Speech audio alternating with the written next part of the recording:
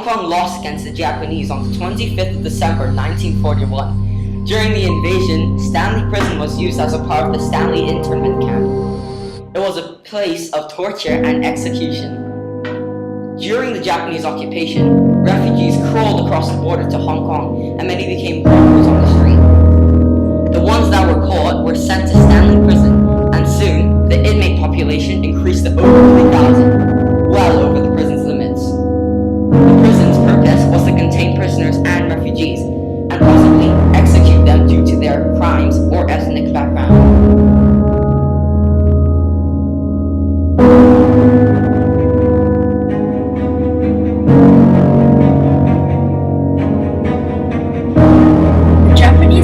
Started when the British governor, Sir Mark Yong, surrendered the British colony to Japan on the 25th of December 1941. They surrendered after 18 days of vicious fighting between the British and the Japanese who had invaded Hong Kong territory.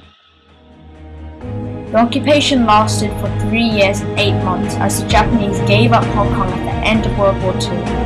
The British, Canadian and Indian forces resisted the invasion, but were heavily outnumbered by the powerful Japanese forces.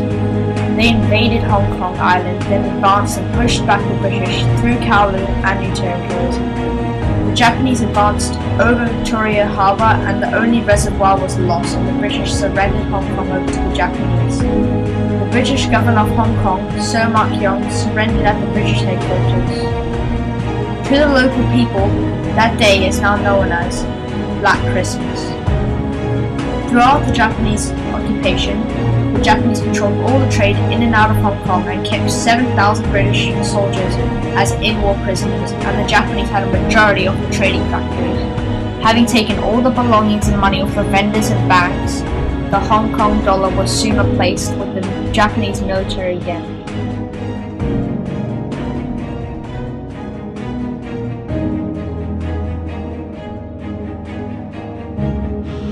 Living in Hong Kong in those days was horrible because food was hard to find and jobs were hard to get because the Chinese was discriminated on.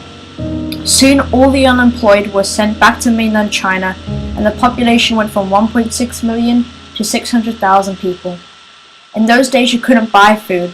The Japanese rationed out necessities such as rice, oil and water to families. They were only allowed 240 grams of rice a day. When the Japanese invaded Hong Kong, the British, Indian, and Canadian forces helped give military assistance during the invasion. On the 18th of December, the Japanese crossed Victoria Park and the reservoir was lost. The Canadian Winnipeg Grenadiers fought on Wong Nai Chung Gap, which was the dividing point between Hong Kong Island and southern secluded sections of the island. The battle was finally lost on December 25th, 1941. And the capitulation of Hong Kong was signed at the Peninsula Hotel on the 26th of December 1941. The Japanese occupation ended after the United States dropped an atomic bomb on Hiroshima on August 6th, 1945, and then another one on Nagasaki 3 days later. Japan surrendered Hong Kong on August 15th, 1945, therefore giving the British rule over Hong Kong once again.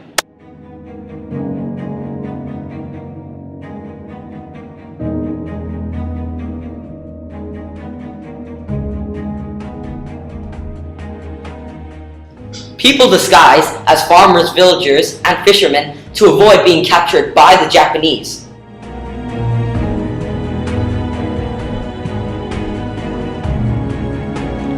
The occupation of Philippines and Hong Kong both started roughly at the same time. The Hong Kong occupation started on December 25th, 1941, whilst the Philippines occupation started at December 8th, 1941. It started when the Empire of Japan occupied the Commonwealth of Philippines during World War II. This is the Brenner Torpedo. The torpedo station was built in 1892 and 1894. When the torpedo was launched, it would normally travel on its 4 small wheels. And it was never fired in anger. It was only used in defense. This is the 25-pounder Mark II field gun. It was used in the mid-1940s. In 1945, more than 12,000 of these guns were actually made. It was one of the most famous artillery weapons during the Second War. A small number of these guns were owned by the British forces in 1945 and 1960. An interesting fact is that it has an effective range of 12,255 meters.